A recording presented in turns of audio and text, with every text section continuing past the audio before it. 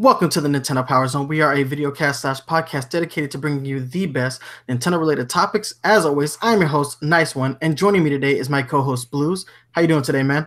I'm doing good. A lot of cool stuff just went down in my life as well as in Nintendo world, so we'll talk about that in a little bit. Awesome stuff. All right, guys. So it's been 1 year since the Nintendo Switch launched, and we all expected some crazy news on March 3rd, and we got nothing. And it felt like Nintendo trolled us. It was like, wow, we didn't get any major news, 1 year later. But it's all good. It's all good. Nintendo hit us up with a brand new drive-by tweet yesterday, March 7th. And they basically said, hey, tomorrow, March 8th, we're going to have a Nintendo Direct that's going to focus on the 3DS and the Nintendo Switch. And drive-by tweets have seemed to become Nintendo's favorite way to deliver information to us. And it kind of irks me because I remember the days when you would know about a Nintendo Direct at least a week in advance. Mm-hmm. But nowadays it's just like, hey, we're just gonna drop the bomb on you, and you better be ready because it's coming. And this was an awesome Nintendo Direct. It was huge as well. I wasn't really expecting the Direct when they dropped it. I knew there was probably gonna be one in the near future, but I couldn't fathom what they were going to bring to the table this time around, and I'm not disappointed. So yeah, man, lots of awesome news from the director. We're going to get into that in just a little bit. We got to talk about some house cleaning stuff first. So first and foremost, the Nintendo Power Zone, we have decided that a change needs to be made. This one is something that we've been mulling around for, quite a bit. At least I have personally. It's something that's been, in my mind since around the 1 year mark of the show. And we're going to make a change that I'm really excited to announce. We're moving into a bi-weekly format. What that means is you're going to get 2 episodes a month, so every 2 weeks, roughly. Couple reasons for this. Reason one being, essentially, it is really hard to do a 3+ hour show. I mean, if I'm being 100% honest, it's not something I think anybody wants to do, and I know it's really hard to digest it as a product, to listen to a 4 hour show almost. I know you guys listen to the show when you're driving in your cars, on your way to work, on your way to school. Maybe you have a job that allows you to, listen to this kind of stuff in your free time. Either way, I know it's not an easily digestible show. Therefore, what I decided to do, after some discussing, with the team, is that we should move into this bi-weekly format. And I ultimately think it's going to be a better product. The main goal is that by doing a bi-weekly show is that we have shorter episodes, anywhere between 45 minutes to an hour and a half. When Mario After Party and I were doing the Pokemon Corner in conjunction with the Nintendo Power Zone a couple years back, we had shorter episodes because we were talking about more stuff more frequently. So ultimately, that is the goal that we're trying to achieve by moving to this bi-weekly format. Blues, do you have any thoughts on this change? Like you've pretty much covered already, I think it's a great move. I think it's a good direction because with bi-weekly formats, we have the shorter episode times, which are going to be great. It's easier for us to work on not just 3 straight hours of content. It's easier for people to listen on their commute to work or school. It's not easy to listen to 3 hours in the car of just us. But maybe 45 minutes. Yeah, I can do that.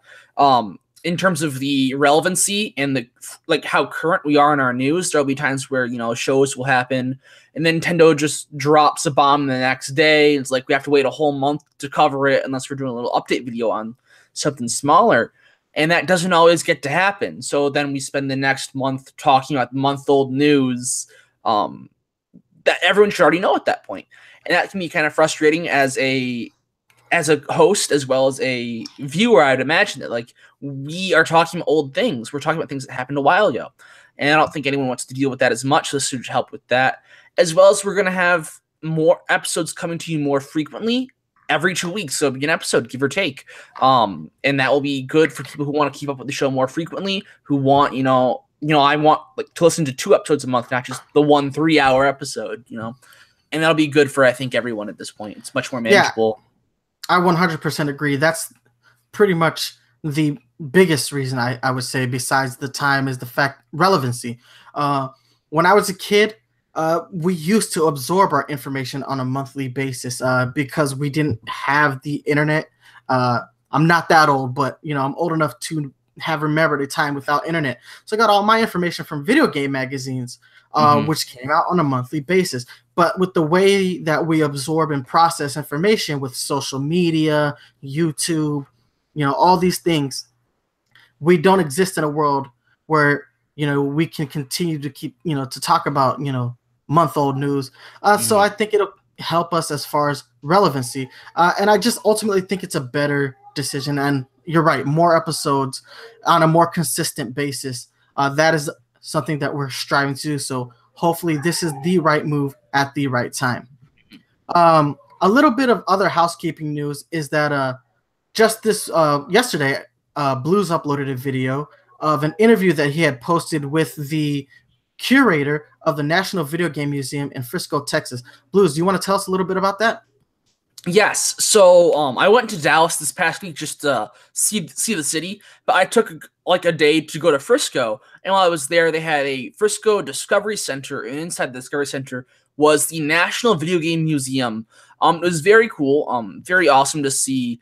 It was very interactive. They had a lot of like interactive kiosks, arcade stuff, and a lot of collectibles that you wouldn't even see there. A lot of the game consoles, a lot of the obscure ones, the common ones, the big ones, factoids about like its history, like how the arcades crashed and Nintendo saved it, the rise of PC gaming, and that was super cool to see, like a lot of things that you wouldn't really see. That separate sections for like portables, and it was really cool. It was fun to look at. They had a lot of nice murals and just art around on top of like the collectibles and the consoles that were put into nice, neat little exhibits.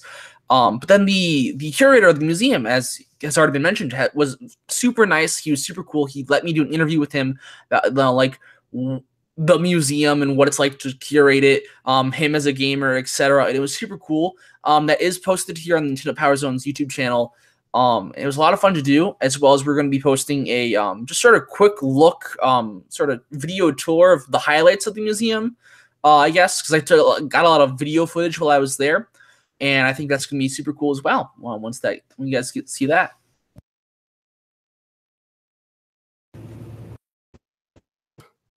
Oh, most definitely. And I'm going to have that video posted up by tomorrow. The reason it's not going to be up today is, one, I'm going to let that, I want that interview to stand on its own first and foremost. Sure. And two, because we're doing this live show right now, so it's going to be an overload of information. So that video will be up tomorrow. In a week. Exactly. What's really good about that is that it makes the perfect companion piece to the interview itself. So once you've listened to the interview, I implore you to check out the actual tour video that he did, because it really is fantastic. Everything came out phenomenal. The footage looks great. The museum is gorgeous, and I'm gonna have to plan a vacation of my own and make a stop in Frisco, because really impressed with the way that museum looked. I could feel like the atmosphere from the video. That was so cool in my opinion. I appreciated that, and appreciate you doing that while you were on vacation, because we basically had you on assignment essentially. Yeah. All right. But guys, last piece of housekeeping news is that the unboxing videos have returned. The first one went up yesterday. So I know we haven't done an unboxing video so far this year, and that's because we've been making major changes to the channel as a whole. Obviously, we did Wild Odyssey, our first ever scripted series. On top of that, we discussing the move to bi-weekly, a little bit of debate as to whether or not we should or should not. But we've made the choice. The content will be back to, normal. You're going to see more unboxing videos. You're going to see more scripted comment. You're going to see more unboxing videos.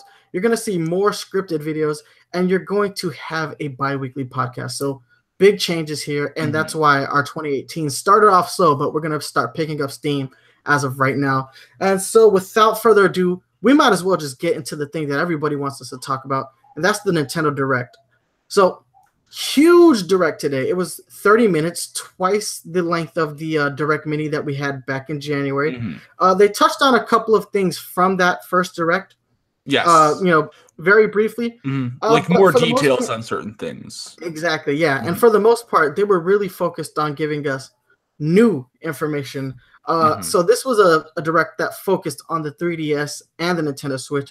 I have to give Nintendo props for really supporting the 3DS in what is probably its last, year in its life cycle.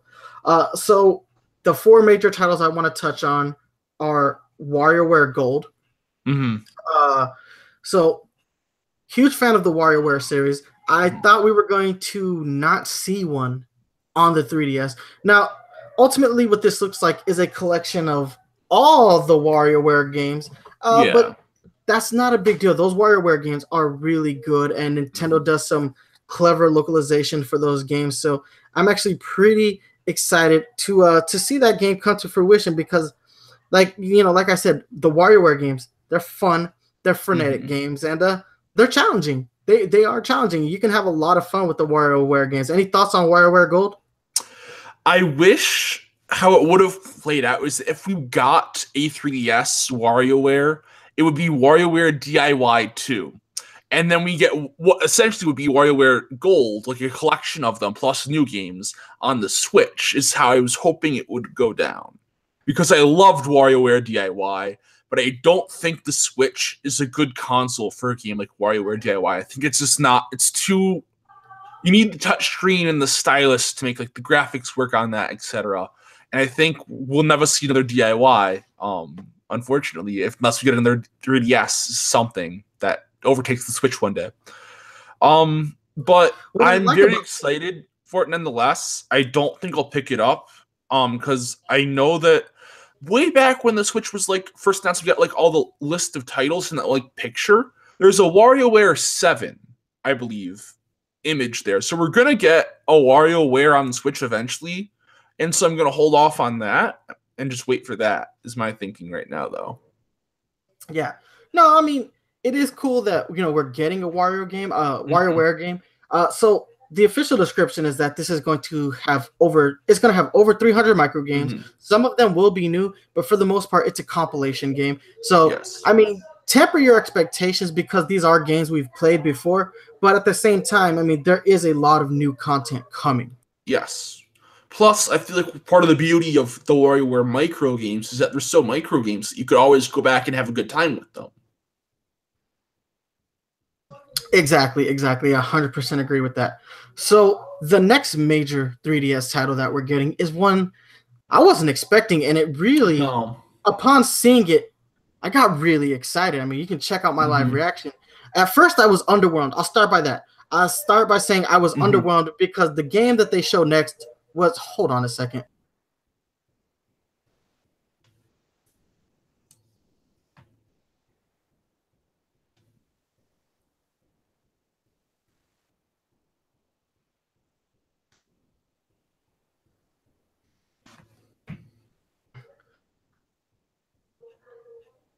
Okay, so the game that they did show, it had me a little underwhelmed.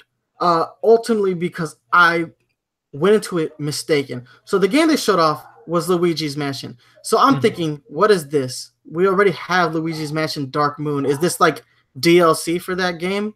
That's what I thought originally, and I was like, oh, that's a bummer. Like, I mean, it's cool that Luigi's Mansion is getting, Dark Moon is getting DLC, but that's kind of a bummer. And then when they announced that it was the original Luigi's Mansion that appeared on the GameCube, right then and there, I had a freak out moment. I was like, oh my God, because that's one of my favorite GameCube games. It's actually one of my favorite games of all time, and I love those Luigi's Mansion games. So to get a chance to play Luigi's Mansion, the original, on the go, I'm really excited about that. Any thoughts? I would also have to agree with the underwhelm at the beginning, but it wasn't quite like a disappointment. It's just kind of a confusion underwhelm. I didn't think it was DLC. For like the first 5 seconds, I thought it was like a new Luigi's Mansion title, like a third installment. So it has been rumored for a while to be a third installment. But ever since it's going to be for the Switch, I'm like, this doesn't look quite right for a new entry, and it doesn't. It's on the 3DS, which I'm like, eh. So then I realized, oh, it's the first one. And I had never played the first one, except for like a little bit. I was a very scaredy person. And so this is one of the games I was just terrified to play. I didn't like scary things as a kid. So I never really played the original Luigi's Mansion. But I did play Dark Moon on 3DS, and I did like it. I did hear some people said, like, well, the original is better. And I loved Dark Moon, though, so I can't complain. So I'm excited to see this come around. But I feel like it has a weird spot in terms of where we are with what has been coming to the Switch and to the 3DS recently, and that it's a port of an older game. And we'll see a bunch of these in the Direct later. And, WarioWare even is an older game because it's a compilation game. So I'm not sure how I feel like. I guess the underwhelming isn't as much the Luigi's Mansion itself, because I'm really excited for that. But the fact that there's not much new sequels or new IPs, and we're just getting ports, which are fine, but it is kind of like, okay, new stuff, though. Yeah, like I said, I was a little underwhelmed only because I thought it was DLC, but I can't. I guess it goes without saying that it is surprising that it's a port for the 3DS and not for the Nintendo Switch itself. I know a lot of people have been clamoring for Virtual Console, especially GameCube Virtual Console titles on the Nintendo Switch, and this is one of those. I mean, depending on how you take this information, you could either see this as a good thing for 3DS owners or a slap in the face to Switch owners. Ultimately, I think this is a good thing. Like, I love my 3DS still, and I do not mind picking my 3DS back up to play this game. So I ultimately think this is a good move. But I mean, ladies and gentlemen, you're gonna have to hit us up and let us know what you think about it, because we're gonna try to keep things rolling. So the next game on the list, Mario and Luigi Bowser's Inside Story plus Bowser Jr. Story.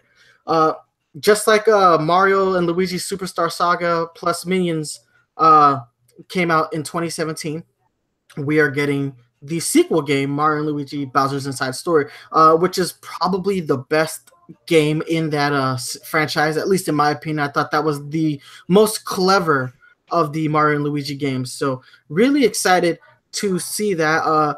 Hopefully the Bowser Jr. story is a little bit more in depth than the Plus Minions. I thought that was extraordinarily underwhelming in the first remake title, but hopefully this one is a little bit more meaty. Like I said, man, I loved that main story though for Bowser's Inside Story. They're just, the puzzles are so clever. The fact that you have direct control over, Bowser is something that really interested me. I actually think the Bowser sections play better than the Mario and Luigi sections. I just thought that was a great game. Any thoughts on Bowser's Inside Story remake? I'm upset that it's not Partners in Time. I feel like it's too soon for Bowser's Inside Story. Because Partners in Time was a game that I feel like was missed by a lot of people who were probably big fans of the Mario Luigi series, because it was so early in the DS life cycle. Like, a lot of the earlier DS games, a lot of people missed out on. But it was a great game. And I feel like that's the game that should have been, remade, I guess, because that's the one most people missed out on. It was equally as good as Bowser's Inside Story, in my opinion, but it skipped over it entirely. And it's even so close to the release of Superstar Saga plus Minions. We just got Superstar Saga plus Minions, and now we have Bowser's Inside Story. It's very soon, and it was feel like it's even too soon from the original release of Bowser's Inside Story, which came out like DSi days. Well, I do want to argue that point because that game isn't coming out until 2019. Okay, yes. So, I mean, we're going to have, at least a 2-year gap between Superstar Saga and this one. It is weird, though, that they announced a 2019 game in March. Yeah, true. But, hey, I'm excited about that game, and it's another chance to play my 3DS, well into the life of my Nintendo Switch, because by that point, the Nintendo Switch will be 2. Yeah, exactly. Moving on, like I said, guys, we're going to try to quick fire this. Detective Pikachu, we got some more information. We got obviously we knew it was coming out on March 23rd. We got to see the amiibo. We got to see what the game looks like. I thought they did a really awesome job. So that game looks more and more interesting the more I see it. I was a little skeptical about it, when it was first announced. Back in, I guess 2016 is when that game launched in Japan. But the more I see it, the more interested I am. Although that interest has not transferred into me wanting to see the Detective Pikachu movie that's being made by Lionsgate. Anyway, thoughts on Detective Pikachu? I mean, we've talked about this on the show before. I don't think there's really much to talk about still. Although I found two things quite amusing. The quick attack scene was quite amusing, and we saw a scene with the Glalie. We learned about the story where Pokemon had been like going berserk and they had red eyes, and we saw a Glalie, and the Glalie was infected with whatever the red eyes were, but it looked just like a shiny Glalie because of that shiny Glalie sprite is just red eyes. So I thought that was interesting. But other than that, I mean, we've talked about it before. I think there wasn't really much new. Like, I think we got a release date and then some more footage. I think this was the first we saw of like an English dubbed scenes, but yeah, that was the first time we've seen it in English outside of the I guess that trailer that came out a couple weeks ago. It was really more of a reiteration of that trailer. If you guys aren't interested, 100% understand. This is a weirder Pokemon game to say the least. Anyhow, moving along, we're gonna move into the Nintendo Switch because that's where the real meat of this Nintendo Direct was. The first game they talked about, which is was Kirby Star Allies. Yes.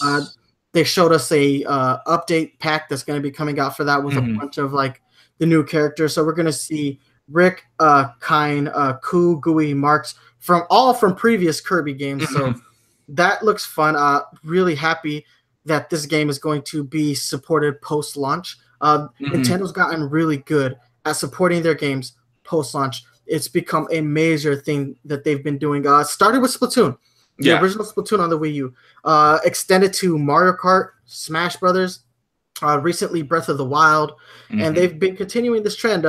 This is a good place for Nintendo. A lot of these free updates, they really do add a lot of depth to these games, especially with a game like Kirby, which, even though I'm excited about it, I think might be low on overall content. To see them adding characters to the game after the fact, I think will ultimately make that a better game. I think so too. I think it's very surprising to see it in Kirby game. I think the heavy hitters like Smash Bros, Splatoon where it started, Breath of the Wild, Mario Kart, I think those are where we would normally expect to see these. I think those are also the games where they fit the most. I think obviously add quests, challenges, new items to Zelda, obviously new characters to a game like Smash Brothers, new carts, tracks, everything. Like Mario Kart's such a perfect fit. You look at a game like Kirby, like what can you really add like post-launch? It's never traditionally been that kind of game. It's never post content doesn't necessarily find its way into games like this either. And so I'm really excited to see that this is happening just because it's unexpected, but it's a nice, pleasant surprise. 100% agree. All right, moving on. PS2 Classic gets announced for the Nintendo Switch. Okami HD, one of the greatest games of all time. Recently got a HD remake for all the other consoles, and it's made its way to the Nintendo Switch. Awesome news. I cannot wait to replay Okami. I haven't played it since the original PS2 launch. It's going to be really interesting to see this game in high definition and play it on the go. That's the thing that has me excited. Okami is one of those games that I always had trouble putting down. I don't have to worry about that anymore. I can take that game, play it on the go. I think that is a fantastic addition to the Nintendo Switch library. I feel bad, though, because my brother just recently bought this for his PS4 and beat it. And he's the type of guy who would honestly rather play, he mostly, because he's got kids and whatnot, he mostly plays handheld games. He prefers to play his Switch handheld. He never docks his Switch. And if this game had come out for the Switch, I know he would have bought it on the Nintendo Switch. And now it's here. A little bit of a wait, but it's here now. Awesome news from Capcom. Any thoughts? Okami's been one of those games that's been on my radar for a long time. I've never gotten it. It's always looked beautiful. And I think one of the main reasons why I've never really gotten it is kind of dumb. It's just like there's never really been a good control scheme for it. It's like always suffered a bit from the hardware that it's on. Like the PlayStation 2 version, people complain about like the PlayStation joysticks aren't good for doing the brush, like freeze time you paint. And then obviously the Wii was an improvement, but the Wii was iffy without Wii Motion Plus. You had sensor issues and not very accurate motion controls. Then there was Okami Den, which I kind of hope that we see Okami Den come, just because I know nothing about Okami Den, but Shibistru, or whatever his name is, the puppy version of Amaterasu, is absolutely adorable, and I would love to see him in HD. But now we have touchscreen support in portable mode, and we have proper motion control support with the Joy-Cons. Joy-Cons are very accurate in their motion controls, a big step up from the Wii's hardware. So that should make this very, very helpful or better, which plus, as we've said before, it's HD now, it's portable now, and it's at a time where I really have an interest in these kinds of games. So it's definitely going to be on my pickup list, especially since it's been on my radar for years and years. So I'm very excited about this. Ultimately, what I'm hoping for is that this announcement is, I hope this game does well enough that Capcom sees enough as a successful return that we get a Beautiful Joe remake in HD, because I think that's what we all really want from Capcom. We're already getting Mega Man. Let's get Beautiful Joe. And I think Okami kind of fits into that same like weird realm of Capcom stuff that Beautiful Joe also taps into. I'll agree with that, but I want to actually say I feel like this is a bad move if Capcom wants to test the Switch out. Because Okami's not a new game. It's a game that's been remade a couple times. It's been re-released recently on HD for the consoles you mentioned. And so it's been the original PlayStation 2 release, the Wii release, a sequel on DS, and then the all other consoles just got an HD remake. I feel like this will probably be the version that either sells the most simply because it's on the Switch, or doesn't sell because it's an older game that's been around for a while and it just got a release on the other systems. So I think it probably won't be a good way to judge sales. Well, this leads into the larger point that Capcom's commitment to the Nintendo Switch has been tepid. The one game we got from them was Ultra Street Fighter 2, which I love that game. It is the best version of Street Fighter 2. I don't care if anybody says it's broken. It's my favorite version of Street Fighter 2 because of the overall speed and the character roster is fun. And then later on this year, we're going to be getting the Street Fighter 30th Anniversary Collection, which again has Street Fighter 2 on it, but Street Fighter Third Strike, basically all the major entries in the Street Fighter franchise other than 4 and 5. So their commitment to the Nintendo Switch has been tepid. What they want to do is they want to keep releasing, older games, but at the same time, the biggest game Capcom has had in years is Resident Evil 7, which was kind of a return to form for them. Outside of that, we haven't got a lot of new, but we are getting Mega Man 11 later this year as well. So, I mean, hopefully Capcom sees the value in the Nintendo Switch because other companies are. Like, we're seeing it with Square. We're going to talk about that in just a moment. And we're seeing it with other developers like Bethesda, Ubisoft. We're going to talk about them in a little bit as well. So, I mean, we'll see what Capcom ultimately decides to do. Yes. Moving on, the next title was Sushi Striker. Now, I don't know what to think about this game. It's a puzzle game. It's like a competitive puzzle game. It's weird. I don't know if this is a game that I'm going to pick up. Like, I'm interested in it though. I will say that I am interested. Like, I like the whole like sushi on a conveyor belt. Throwing the plates at your opponent. I love multiplayer games, and the fact that this game does offer like a competitive, option to go online and play with in the same room as your friends. I like games like that. Those are the best type of games. Any kind of game, party game that I can just whip out and play with my friends is a win for me. So I'm interested, but I don't really have any major thoughts on this game. I know a lot of people who have played it say it's brilliant though. Thoughts? So I'm probably going to be forced into getting this game just because my friends, one of them specifically, is a absolute beast when it comes to puzzle games, especially falling block puzzle games like Puyo Puyo and Tetris. He's actually the second best player in my state in Puyo Puyo Tetris right now.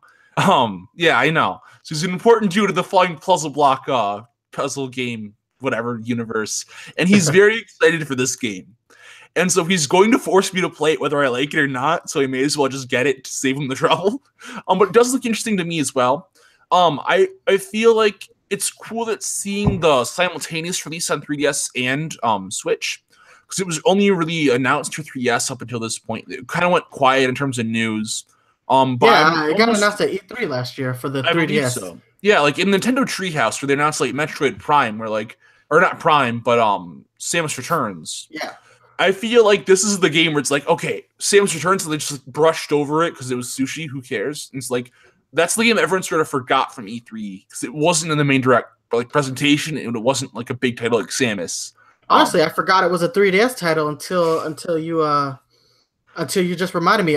When they showed it off for the Switch, I didn't think anything of it other than the fact that okay, it's like we knew this game was coming, but you're right, this was announced as a 3DS game. So yeah, I was kind of worried that at first, like, oh no, is that like did they can the 3DS version? So my friend was going to be upset if they did. But no, it's a simultaneous release. They're releasing both the 3DS and the Switch versions at the same time, the same day. I believe they also have a demo coming out soon, which will be interesting. I might check that out as well. 10 days before the game actually launches, so 14 days actually. Yes. So I'm excited about that because I think that's a good thing because, like I said, I'm on the fence on it, but like I'm piqued by it, so it's going to be interesting to play the demo. The next game on the list already had a demo, and it looks like the developer took into account the survey results that they had put out for this game. Octopath Traveler. God, every time I see this game, like I get a little bit more teary-eyed, man. This game.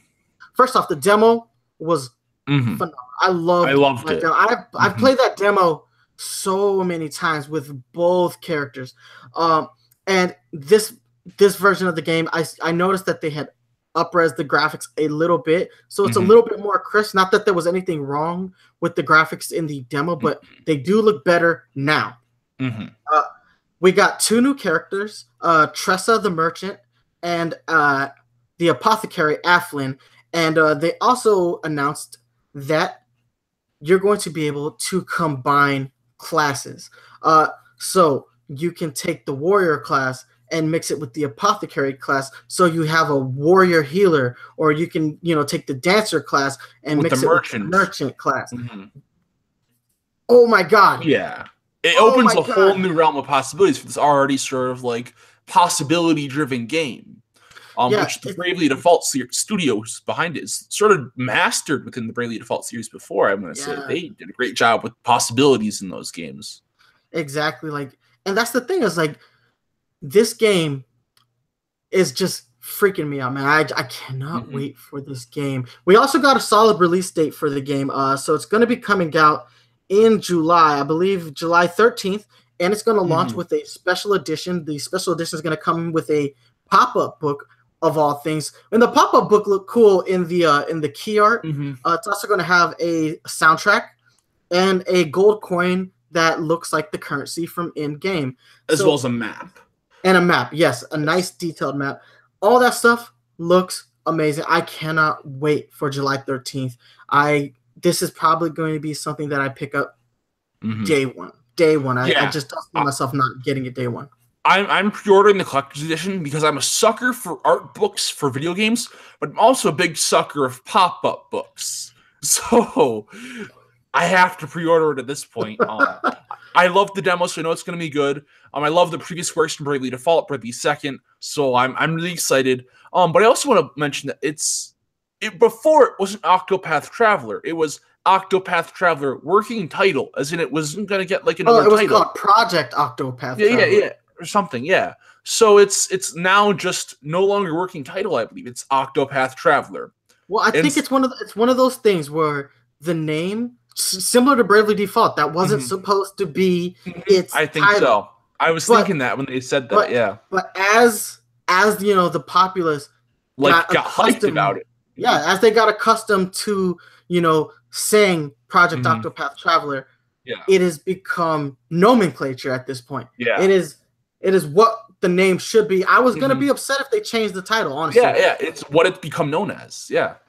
So yeah, I mean, it is the perfect title. And like, imagine if the Switch had remained the NX or the GameCube had True. remained the Dolphin. Because when I was a kid, for years when they were talking about the GameCube, it was codenamed Dolphin, and ultimately it got the name GameCube. And obviously, the Revolution became the Wii, and Mhm. you know, it's so on and so forth. You know, most of those working titles, those project code names, they do change, but Yes. I'm glad that this one didn't. Mhm. Next up on the list, a game that I am thoroughly hyped about. Suda51's Travis Strikes Again. Cannot wait for this game. We got to see gameplay. Yes. This is exciting Mhm. because it's a little bit of everything. There's a Mhm. racing game. There's I saw some side-scrolling platforms. Mhm. I saw some traditional No More Heroes play. So much other cool stuff. Multiplayer co-op. Yes. Co-op multiplayer. That was it. I loved No More Heroes, but it is very much a solo experience. Mhm. So when those games first came out, my brother would watch me play, or my friends would watch me play, and they would be like, "That's a cool game," and we'd have to trade the controller. Hey, you want to try it? Mhm. Yeah. Now, if I say, "Hey, you want to try it?" Just gotta Give them a set of Joy-Cons. Yeah. exactly just Mhm. give them one Joy-Con, and the game starts. I am so thoroughly happy with that decision for the multiplayer. I think Cannot so wait too. for this game. It just looks like a lot of fun. So Mhm. in the multiplayer, somebody's going to be playing as Batman, and As the other Batman. player is going to be Travis. Touchdown. Yes. Looks really good. Did we get a solid release date for Travis Strikes Again? I don't remember. I couldn't really remember what all we got release dates for, if I'm going to be honest. I don't think we did. No, they just gave us the tentative 2018. Yeah, so like it's coming out this year. Yeah, this year. Mhm. That's great, man. But this is like one of those long-awaited games, like No More Heroes. When we saw the first trailer, everyone flipped out. That was, oh my god, it's happening finally. And we finally see gameplay. That first trailer had no gameplay in it, so this is a better look at what we can expect, and I'm not disappointed at all. Not at all. I think it's fun to see these other looks at it with the racing game and the side scroller platforming, but then I'm glad that we do have a bit of the traditional No More Heroes as well. I feel like that was the in terms of gameplay, that was what we saw least of, though. I didn't count seconds in the trailer, but I don't think it seems a little bit suspicious that it was what we saw the least of. But I don't mind as long as we're getting it. I know we're going to be playing with 7 styles of games within this, so I would expect that the traditional No More Heroes gameplay to take a backseat. I mean, Suda51 did straight up say that this it's not No More Heroes 3. Yeah, exactly. It's a spin-off, give or take. Exactly. So, I mean, I think we just have to take it for what it is. I mean, Travis Touchdown is back, and I think that's what's more important is that I think so. The character that we all, grew to love and despise. Despise. Exactly. Thank you.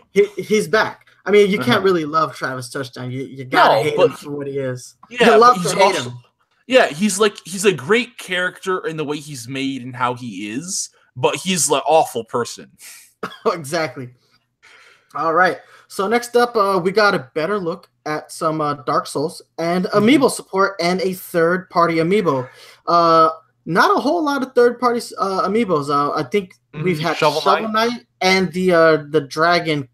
No, the Monster Hunter. Monster Hunter amiibo, which never came to the States, despite that game getting an international come out to the release. States, I think.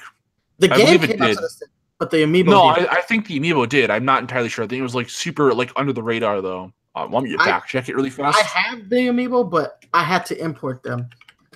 But I'm double checking this really fast. You want to keep talking about Dark Souls while I'm fact checking? Go ahead. Yeah, again, I've never really played Dark Souls because I've heard it's really alienating to to people like me who suck at video games despite loving them as much as I do.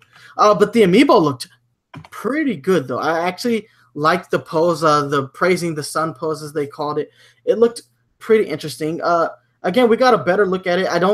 The graphics that we saw in the trailer didn't look like a major step down. I mean, I know it is technically a game from the previous console generation, but it didn't really, it doesn't really hurt to see this game on the Nintendo Switch. I think it's a good get. It's a perfect game for, perfect mature title for the Nintendo Switch library. And I'm glad that we're getting more of those. So fact check says that it did come out in the West. The Amiibo did come out in the West. But once again, we knew Dark Souls was coming. We knew what to expect. And I'm happy it's here. I don't think I'll be playing it too much, but I might check out. There's gonna be like a test thing that's happening, like a test punch, but test Souls. And so I'll probably check that out at the very least. But there is a thing that we can check out if you're not familiar with the series or whatever. And I probably will check that out as well. But the Amiibo, the functionality, is that all it does? Is the pose of Solar? I'm certain that's not the only thing it does, but I would really hope not. I think that's the only thing they want to show us for now. I mean, because anytime they make any announcement about Amiibo, we start to hear about Amiibo are just loot boxes in figure form. So I think maybe they want to keep the functionality close to the vest for right now. I am excited about the network test. That is what they officially called it. On the sole basis that like I said, I've never played Dark Souls, so it's going to be a chance to see what the game is all about for me. Moving on, Mario Tennis Aces, which we saw in the Direct Mini, got an extensive amount of coverage in this trailer. We got to see so much stuff. So there were some new characters that we saw.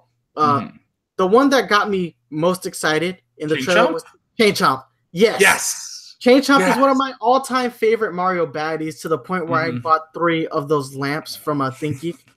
3, guys. I bought 3 of those lamps. Check out the unboxing, just went up this week. Anyway, I thought that was amazing. I was like, you can play tennis as a Chain Chomp, and he's holding the racket in his teeth. That's fantastic. That is fantastic. And I love to Chain Chomp in games that are like the sports games and kart games, because he doesn't even make appearances there too often. We saw him in Double Dash, and I fell in love with him in Double Dash as an item. He was one of the best at it. I played as the babies just because that was their special. I haven't played as the babies since Double Dash. Outside of that, we got to see like a bunch of the types of shots. So we have the zone shot, which basically slows time down for the person who's doing the zone shot, and it allows them to they pretty much get to aim and pick where the shot goes. And what's cool about it is that you can either go for the guaranteed point, or you can choose to knock out your opponent by aiming it at them and breaking their racket. And if the opponent runs out of rackets, they're knocked out and the match instantly ends. That was a cool thing. But it's not that OP, because there is the zone speed, which basically allows the opponent to slow down time so that they can move across the field in order to potentially block the shot. And if they successfully block the shot, their racket will not break. And that's going to add a whole new layer to the game as a whole. And when I was seeing this, I was like, oh my God, Camelot, the company that ran Mario Tennis into the ground, unbroke what they broke. Like, they fixed it. They made Mario Tennis interesting again. This was something that I was like, wow, I'm legitimately excited about that. And it wasn't just the zone shots. We got to see the special shot and trick shots as well. Yes. All that stuff is cool. And these aren't things that you can just pull out of your butt willy-nilly. You have to build, you have to charge these moves. So all of that really enhances the game. Of course, they didn't show us very much of the story mode. We pretty much got to see like the same footage from the original trailer that we saw initially. With the piranha plant fights and the booze and whatnot. Yeah, but I mean, as far as the characters that we got to see that we didn't see in the last trailer, we got to see Rosalina, Toadette, Bowser Jr., Boo, and of course Chain Chomp, as we said. So this game is starting to get really interesting. I'm really hoping for Pauline to make an appearance. Because I would love to see how they deck out Pauline in her tennis gear, and plus I think that would make her one of the taller playable characters. With a humanoid form at least. Yeah. All right. Next up is a game that I consider one of the best titles on the Wii U. Captain Toad Treasure Tracker. Update with oh my god. Okay, let's start again. Next up is a game that I am so thoroughly excited about. One of the best games on the Wii U is Captain Toad Treasure Tracker. And it's not just a complete remake. This is an updated version that's going to include new locations such as New Donk City from Super Mario Odyssey. And it doesn't look as good as the New Donk we saw in Mario Odyssey, but it looks really good and it looks fantastic. And I loved Captain Toad Treasure Tracker. And then they hit us up with the surprise that is not just a Switch exclusive port.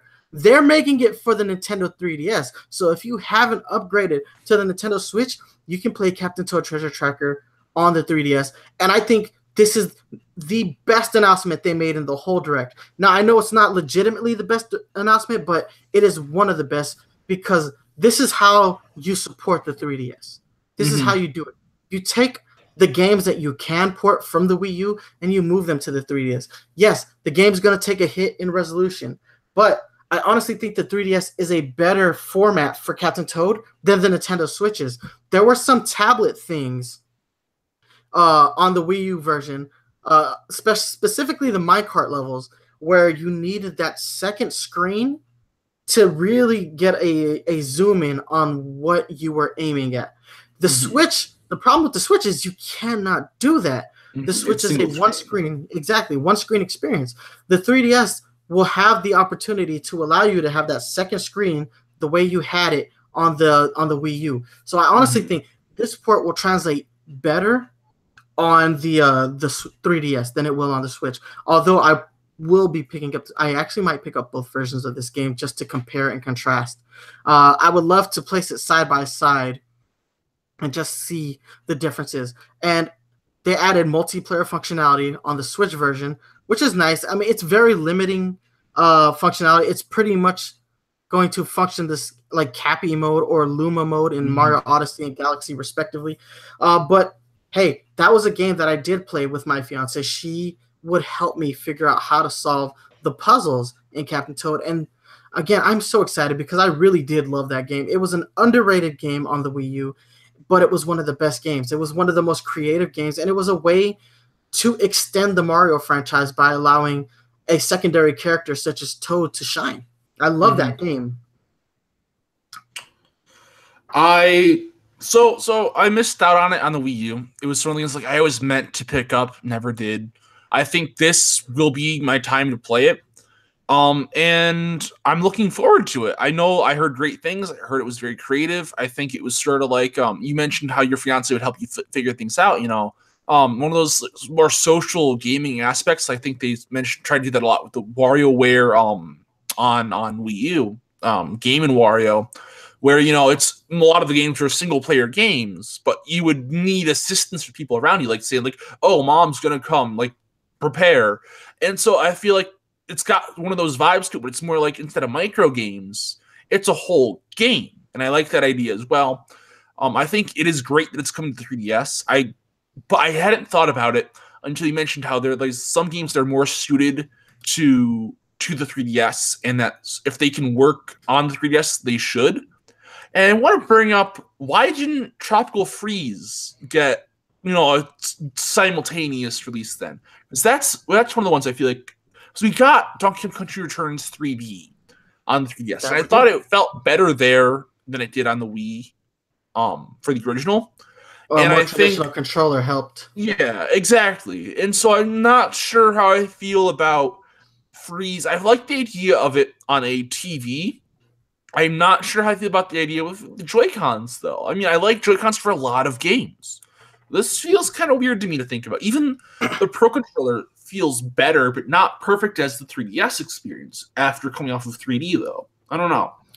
Well, we're going to have to wait and see. I am excited about that. I'm glad they didn't spend any time on Donkey Kong, because we got a solid release date and information. Yeah. But yeah, that is true. It is surprising. We have had Donkey Kong on the 3DS before. It's very interesting that they chose to not carry it over.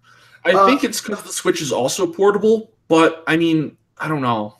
Because same argument we made about Captain Toad, but I don't know. It's true.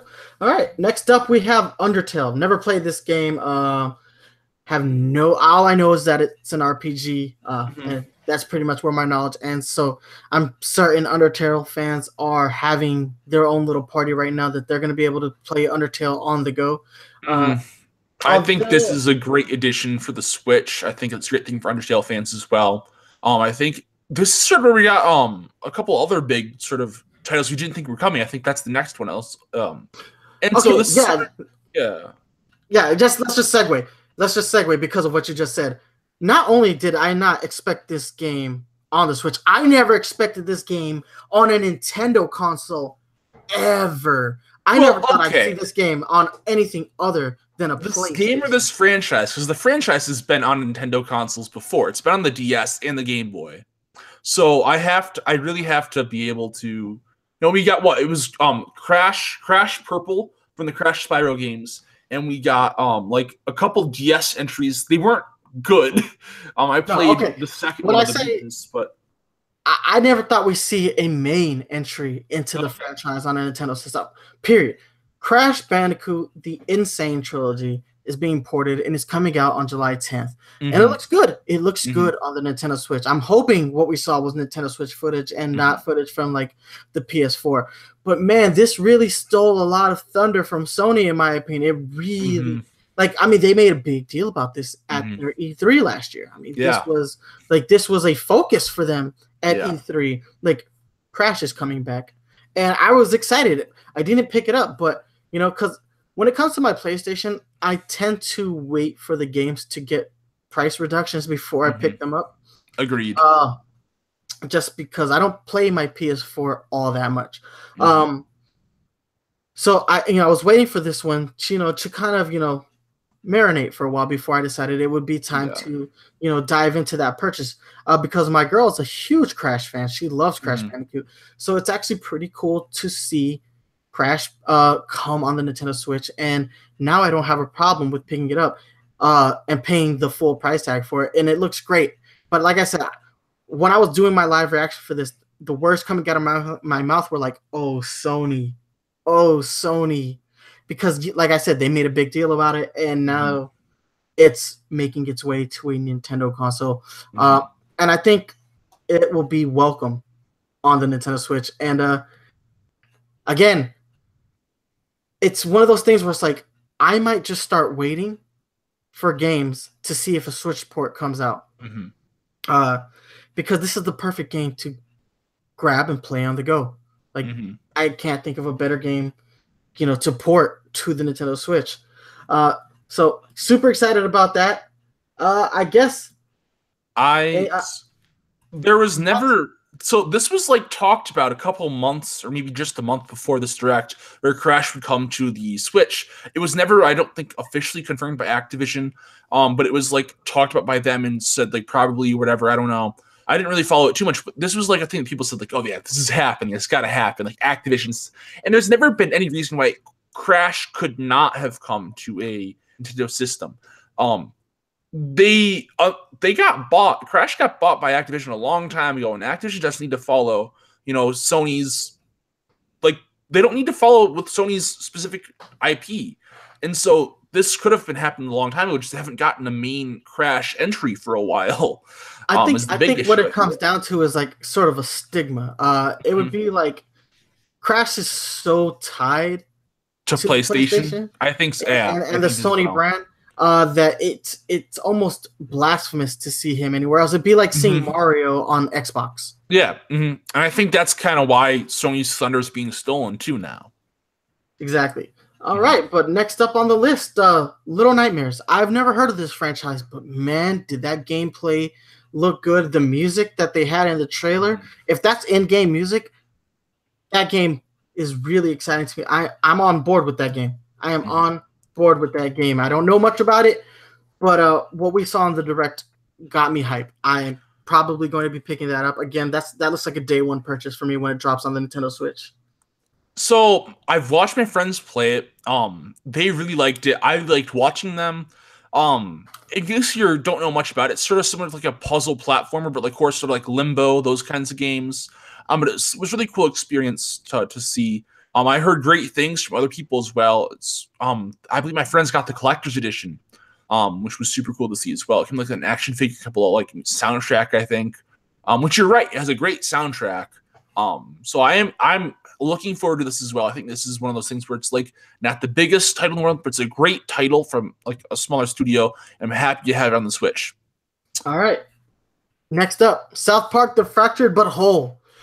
I did not expect this game. No. First off, I wasn't gonna pick this game up. Not. Like I'm not that big of a South Park fan. Yeah. I used to be, but after the South Park movie, I felt like there was nowhere left for South Park to go. They had done everything in that movie, and I think I know the show's been consistently good, but I don't think it ever reached the stratosphere that it reached when they did that movie, and like everything felt stale. Like now it's really just more it's really more mockery than it is its own thing. It used to be more self-contained, and now it's what's the word I'm looking for?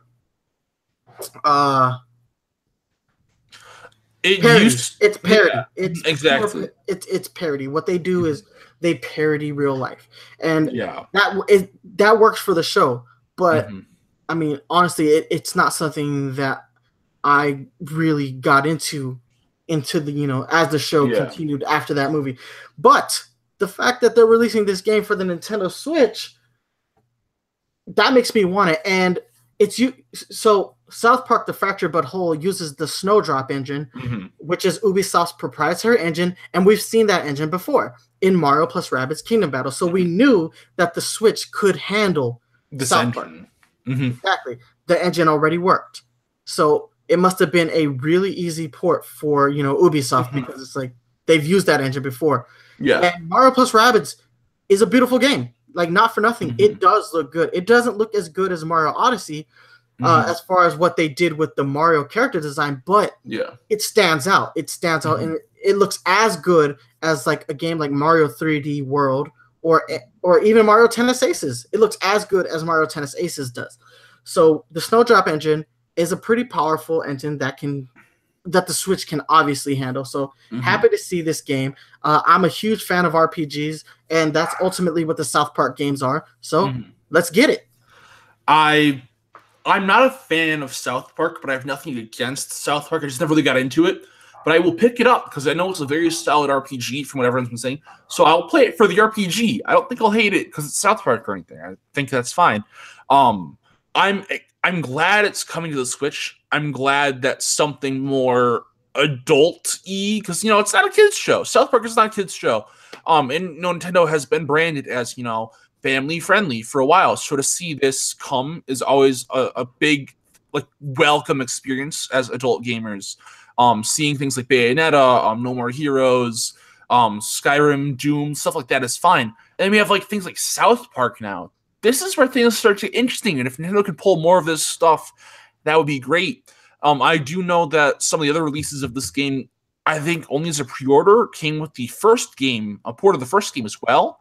And I'd hope we'd see something similar for the Switch, but I don't know if they could port all that. You made it sound like, and I'm sure it is, an easier porting process, but I don't know. Well, I mean, the first South Park game did not use the Snowdrop engine. I think. I think you're right. Actually, I think it was actually that was. I think that's one of the last games that they used Unreal Engine for. Before Ubisoft said, "Hey, we're tired of paying for Unreal," but I guess the licensing fee for the Unreal Engine is starting to get higher and higher, and Ubisoft has proven themselves to be capable of developing. Man, and I used to be an Ubisoft hater. Because every time I think of Ubisoft, I don't think of I didn't think of the Tom Clancy games. I would think about them running, Assassin's Creed into the ground and them running Prince of Persia into the ground. And I think about Just Dance, and I'm like, Ubisoft doesn't make good games. And no, man, I'm wrong. I will say it here on the show. I am publicly wrong. I was publicly wrong. Ubisoft makes good games, and their commitment to Nintendo and the Switch has been really, really welcome. Like this completely the opposite of Capcom and EA. Yeah, I've never thought Ubisoft was a bad studio. I have thought they have had their hit or miss things, such as running Assassin's Creed into the ground. What even happened to Prince of Persia at this point, stuff like that. But I've been a big fan of the Rayman games that they've been releasing. They do a lot of great work with. I actually haven't played the Tom Clancy's, but they do a lot of great games, and even Just Dance, even though it's not my cup of tea. You know, I was going to play it on my Let's Plays, but it's not really my cup of tea. I'm still. But they're games that people still enjoy, and I have to respect that. It has their audience. There's a reason why it started like the early 2000s and is now here in 2018 and still selling, more or less. And so Ubisoft is a good game, or like 50-50. I didn't mean good game, but they're 50-50. They make good games. They make bad games. They make poor decisions. But the one thing I have to respect is that they always, even if not 100%, they do support Nintendo. When the Wii was sort of faltering, they did sort of say, okay, we're going to still support you, but we're going to have to like release this game on other systems as well, so we don't like lose money, which was fine. But like, as long, because they've always stuck by Nintendo, and that's what I have to respect about them. Exactly. All right, next up, Hyrule Warriors got its official launch date. It will be launching on May 18th. And this is, I know they're not calling it deluxe. They're calling it something else. Definitive Edition. Hyrule Warriors Definitive Edition. It's coming out in May. May looks like it's going to be a slow month. It's probably a pickup. I'm not such a huge fan of Musou games, but I mean, I used to be. So it might be fun to get back into one. And Hyrule Warriors looks like a good one. Although it just seems like really close to Fire Emblem Warriors, like really, really close. That game only came out in October, and now we're getting another one in May. I mean, I know that Bandai Namco wants to recoup as much money as they can. So we'll see how it goes. All right. Any thoughts on it? I mean, it's a purchase for me because I'm a big fan. I loved the Wii U version. I loved the 3DS version.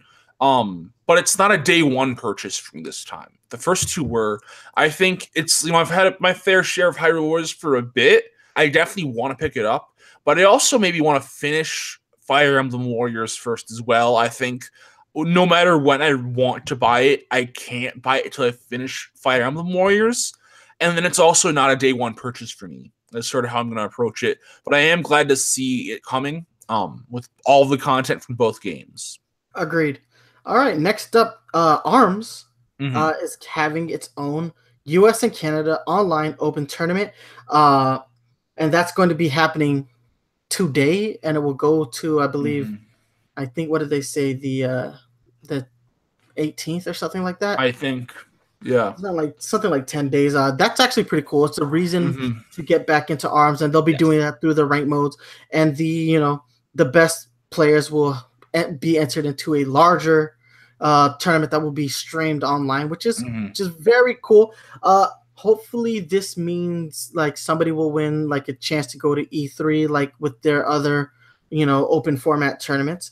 Very cool way to support ARMS, a year later. I think it's a good idea. I'll definitely be participating. I will as well.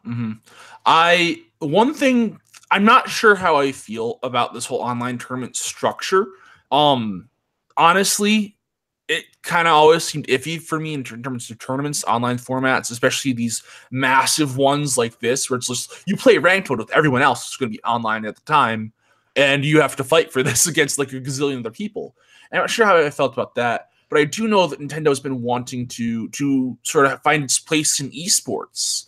And they mentioned that they showcased some of this in the original like NX Switch reveal from when they gave it the official dub. Like, we saw people taking a Splatoon tournament like esports, and that was cool. And they kind of like, yeah, we'd love to do some more esportsy stuff in the future with our titles because we have potential.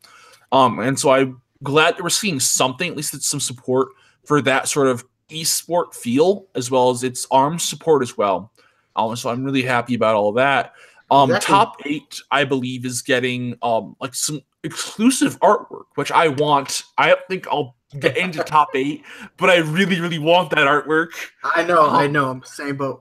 Well, as long as we're in the competitive games, we might as well just move into Splatoon 2.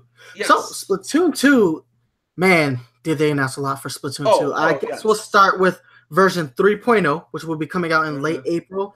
The update will see 100 plus pieces of new gear and some new stages, or some returning stages actually. So Piranha Pit and Camp Triggerfish are coming back from the original Splatoon, and a new stage. I saw the name and it's escaping me right now. It's like Wahoo Park or something like that. Wahoo Park, yeah, or Wahoo Land or something. Yeah, which is kind of like a huge, like, hey Mario, Wahoo! Well, it's also a Splatoon thing. Like, the Inklings say something similar. Like they make a noise like that. Is that Woomy?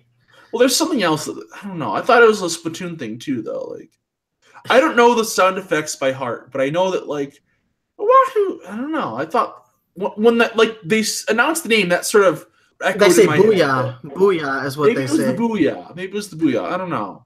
Aside from the new stages and the returning stages, we're getting a new rank X, which is superior to S plus. Imagine the players who are going to be ranked X. Here we go.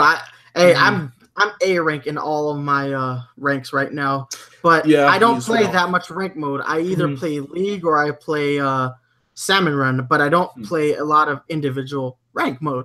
So, but it's cool. It's cool for the players who are dedicated to that. Aside from that, Callie will appear in Octo Canyon if you meet certain conditions. They didn't describe what those conditions were. I don't know if that means you have to be rank X to unlock her, but she will be in the Octo Canyon Plaza. And next up, I think the most important announcement for Splatoon was the Splatoon Octo expansion, which is looking to be pretty hefty. So it's an additional story content where you play as Agent 8, who is an Octoling. Yes. Which right off the bat, I think the developers of Splatoon have heard the cries for people wanting to play as the Octoling, and that also means that you'll be able to play as an Octoling online in online competitive modes, which has a lot of people hype. I talked to Mario after party right before we started recording. I was on the phone with him. He is so thoroughly excited that he's already made the pre-purchase. He's already pre-purchased. Yeah, I'm pre-purchasing it after this episode. I'm pre-purchasing this Octopath Collector's Edition right after we finish up here. Exactly. Yeah, there is just so much, and that was something that just had me flipped out. I was like, oh my god, yo. Every time so for a while now, I've been saying that I don't enjoy Splatoon 2 as much as I enjoy Splatoon 1, but they keep adding things to the game, and I'm like, okay, I am really starting to like Splatoon 1 a lot less, and I'm starting to love Splatoon 2. And that's the thing. And this is something that a lot of people have to stop. They have to shut up about now. For the longest time, a lot of people have made the claim that Splatoon 2 is not really a sequel. Yeah. It's not a real sequel. It started off just a little bit better than 1 and has come to well surpass everything with the updates. And I was telling everyone that when they're making their reviews, like, you got to hold off, like, or like come back later when the game has at least half of the content from the 2-year cycle of content. Because the first one launched as almost nothing, but was still a hit.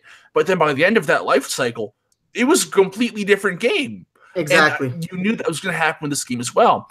And even touching on, that's all been free content up until now. This expansion, the Octo expansion, is $19.99. And I feel like some people are going to be a little upset. Like, all the content in Splatoon has been free so far until this. But I'm going to argue that this doesn't affect multiplayer too much. You get Octolings and some outfits. Well, not just that, but I mean, look how expansive this is. A pretty big. It's DLC. worth it. Yeah, it's a lot. It's a lot of content, a lot of hard work put in from the developers. I think it deserves the price tag that it gets, as well as it finds a sweet spot where it doesn't take away from the online portion, which is the main chunk of the game. Exactly, and I also think that this DLC expansion is a lot heftier and a lot better than the Mhm. DLC that we saw for Breath of the Wild, which carried the same price tag. I think 'Cause so. we're getting a true story content. Let's talk about Breath of the Wild's DLC. It wasn't truly story content, like we had initially been told that it was. It's extra game. That much is true. Yeah. It is definitely extra game. It is a reason to continue to play Breath of the Wild. But is it story content? No. Yeah. No. This is story content. This is like a whole new story, and I'm hoping, at least from what I could infer from the trailer footage that they showed, was that this is actually at a higher difficulty point than the main story. It looked harder. Yeah. And it looked fun. It looks fun. And playable Octolings. Playable Octolings. That's really all I have to say. And can we just the story looks crazy and awesome and epic. How the trailer made it look so just mysterious and grungy and awesome, and I loved every bit of it. And the return of Captain Cuttlefish. Yeah, Cuttlefish seeing Pearl Marina, and this story, there's all that flashing with and there's a weird blob fish, and I want this so bad. It looks so cool. I want answers. I want to see it for myself, and I'm in love. The only thing that was upsetting about this Splatoon information was that we didn't get a solid release date for the Octo expansion. But that just keeps me more excited. Exactly. All right, guys. So that's it for the Nintendo Direct. There was a lot to talk about. Oh, wait. Yeah. Wait, there's one more thing you say? Yeah. Wait, there's one more thing? There's one more thing. Okay, so Nintendo decided that they had to show off some more Splatoon. Yeah. And this got me tripped up for a minute. I'm not ashamed to admit that this tripped me out a bit. And I'm going to explain why. So it starts off with a white background and paint splattering, and then we see a squidling swimming through the paint. It's almost identical to the reveal trailer. Exactly. It was almost identical to that initial reveal trailer. So I was like, oh, that's cool. We're getting Splatoon 1 for the 3DS. That's exactly what I said in my live reaction. I thought it was another Splatoon 1 remake. Exactly. But that doesn't make sense though. Exactly. So wait. But then as the trailer went on, I'm like, wait a minute. This is different. So it starts off identical, but then as it continues, it starts to get a little bit different. And then it clicked in my brain. Nope. Inklings are going to be in Smash. Inklings in Smash. And then the screen goes dark. Right as I'm saying, no, it's going to be a Smash trailer. Then the screen goes dark. And then the Inkling girl turns around. And we see the reflection in her eyes of the Smash Ball, which zooms out to showcase the fighters, Mario and Link. And I'm like, ah! And everybody's freaking out. And it's not just me. I know everybody's freaking out. And Inklings are going to be in Smash. But which version of Smash is it? I think it's Smash 4, an upgraded version, because the Link we saw and the Mario we saw didn't really reflect, their current iterations. I think if when they showed Link, he was wearing his Breath of the Wild outfit, that would have been some more confirmation to me that this is in fact like Smash 5. Or if Mario was wearing Cappy. Again, I think when Smash 5 does come out, Mario's going to see an upgraded moveset. It wouldn't be the first time Mario's had an upgraded moveset in a Smash game. Obviously, he got his upgraded moveset when they included Flood. after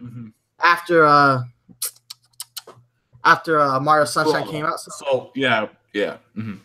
So we've seen Mario get some upgrades. So I think this is a Smash 4 port, but I'm pretty sure this is going to be Super Smash Bros. Deluxe, and it looked awesome. This is one of the best reveal trailers for a character they've ever had because they freaking psyched me out. That's the thing. When you can psych me out in a trailer, that's what I love. Because it makes me not expect something and it lowers my expectations. Yeah. So my freak out is much higher when I do realize what I'm actually seeing. So I went from, oh, that's cool. We're getting a Splatoon 1 port for the 3DS. And then I'm like, no. Oh, it's going to be Smash. And then the lights and then the eyes and then all the characters. And I'm like, oh, yes. Finally. Because you have been trolling us with other fighting game ports and not doing Smash. Thank you, Nintendo, for kicking off this Direct. This is it. This is one of the best Directs Nintendo has had in a long time, just because of that trailer at the end. Thoughts? And it was a drive-by. This was a drive-by tweet Direct. We can't sleep on Nintendo's Twitter Direct announcements anymore. We have to be watching for these. And you had a very similar reaction to me. I didn't have time to fully let it out because I had to like rush to get into the call for this. But I had an even more shocking thing because like I thought, oh, Splatoon 1 remake, and that baffled me for a second. Like, why is this happening? And I was like, okay, the trailer doesn't look the same though. This trailer is definitely different, but why is it different? Why is this a different trailer? And then it started going dark, and I'm like, I had not had the realization up until like it got revealed. I was a bit slower than you, I'm gonna say. And so it gets dark. I'm like, wait, what is Smash? Was not what was in my head at all. I was like, if we ever got Smash, it would be like at E3. It's not gonna be a drive-by Direct and Smash Ball logo. I'm like, no. And it was a great thing to see. Oh yeah, I'm man. definitely excited. This was a great Direct. I 100% agree. This was one of the best Directs. It felt like the first real Direct, despite in a long the fact time. that we had one in January. But yeah, man, perfect way to close out a Nintendo Direct. It's with some Smash. Yeah, and they've been doing that with Directs for a while. Like the Cloud announcement did that same thing. We're just like, did the Cloud announcement psych you out like this did? Yeah, you know what else did? So did the Bayonetta. The Bayonetta. Bayonetta as well. Especially since we knew that was the ballot one, right? And the ballot could have been anything. So yeah, I can imagine that. Yeah, they psyched me out with Bayonetta, and they psyched me out with Cloud. I don't remember what I said, but I thought when they showed. Okay, I remember now. When they showed the trailer for Cloud, I honestly thought we were getting an updated version of Mario Galaxy because it starts, black, and then it looked like stars, which ultimately it turns out to be, the Midgar stage. Yeah, and I'm like, oh my god. So yeah, I mean they've done a pretty good job of psyching me out. They also psyched me out with the trailer for Rosalina. I thought that maybe we were gonna get a Kirby Mario Kart. Kirby Air Ride or Mario Kart. Yeah, it starts with Kirby, soaring through the sky, and then he ends up on the Mario Kart stage, and then I was like, oh cool, Kirby Air Ride, and I was like, wait, why is he in the Mario Kart area? And then I'm like, oh snap, Rosalina, come to Smash. Yeah, so they've psyched me out quite a few times. I think the only time they didn't psych me out was the Palutena reveal, and that's just because it was Link fighting, Pit. But yeah, man, this was a really good Direct. I really enjoyed it. I'm really excited about a lot of the stuff that they announced. Smash. I'm happy about Captain Toad. I'm the South Park reveal, the Crash Bandicoot reveal. I mean, Little Nightmares, all these games. Captain Toad, though, was like my big one until Smash. I would have been happy with just the Captain Toad, but I mean, it went so much further than that. I mean, this was a really good Direct. Like, we got to see Octopath Traveler again. We got some new information about that. One of the best Directs they've had in a long time. And yeah, I'm glad that I, did the live reaction. I'm glad that I'm glad we're unveiling our bi-weekly format with the Nintendo Direct discussion. That is the best way to talk about to start. It's the best way to launch a new format for the show. Yes, I really appreciate that because a lot of news cram into this. So yeah, exactly. It was great way to launch in. Man, what an awesome Direct. All right, but that's gonna be our show. But before we go, we got a couple of a little bit more housekeeping. So yeah, obviously of course Brendan went to the Video Game Museum. The interview portion of that is up on our YouTube channel, Nintendo Power Zone, youtube.com/Nintendo Power Zone, and check it out. It's about a 22-minute interview, and it was really good. It was a really good interview. We want to thank John Hardy, the curator of the museum, one more time for taking the time out of his schedule to sit down with Blues and just talk shop. Aside from that, the other video will be out tomorrow, and that's going to be the tour of the museum, and that came out really, really good as well, guys. You're going to really, really appreciate how awesome this museum is, and you're going to have a brand new appreciation for blues as well. But so a little bit of housekeeping on my end as well. So while just stream schedule updates and a big misfortunate update as well. So while my PlayStation 4 got stolen, our house got broken into. Very unfortunate, but because of that, I am not able to do streams for Rocksmith and Just Dance right now. I didn't get a chance to start those, but now I can't start them at all, so I don't have the systems to play them on, which is very unfortunate. So we're going to have to do some makeshifting. I know that Bayonetta has not technically started either, just because I've been having some issues with getting that recorded, finding time. Like I left for Dallas when I would have recorded, etc. So it's just been iffy, but we're going to pretty much be doubling up. So the streams where I would be playing Rocksmith and Just Dance, I'll either be playing the Bayonetta or the Dragon Quest right now, as well as since we're behind on those. We won't be stopping either, but we will still be playing Kirby Star Allies on schedule as well for when that comes out. And that's going to be our 3 games. Is what we play right now is Bayonetta, Dragon Quest, and Kirby Star Allies. So thank you for dealing with my problems while streaming, but we're going to get that back on track soon. I'll probably tweet that out on the official Nintendo Power Zone Twitter as well as my own Twitter. My Twitter is @VKingBlues, and the N Power Zone is the Nintendo Power Zone Twitter. The streams will be on twitch.tv, the Nintendo Power Zone Twitch for Bayonetta, Dragon Quest will be on my channel, and Kirby will most likely be on the Nintendo Power Zone channel. So Thank you guys for cooperating with that. Awesome. And remember, guys, you can, if you want to watch this show live, you can watch this right here on YouTube, youtube.com/user/ You get to see that live. All right, guys. If you want to watch this show live, you can catch us right here on YouTube, youtube.com/Nintendo Power Zone. If you're a fan of the podcast, you can always download new episodes on iTunes, Google Play Music, and stream them on Stitcher Radio. And guys, you can hit me up on Twitter @Nice1983. And we also have a Facebook, facebook.com/Nintendo Power Zone. That's going to be it from us. I hope you guys enjoyed this brand new bi-weekly format, and we'll see you again in 2 weeks. Stay fresh.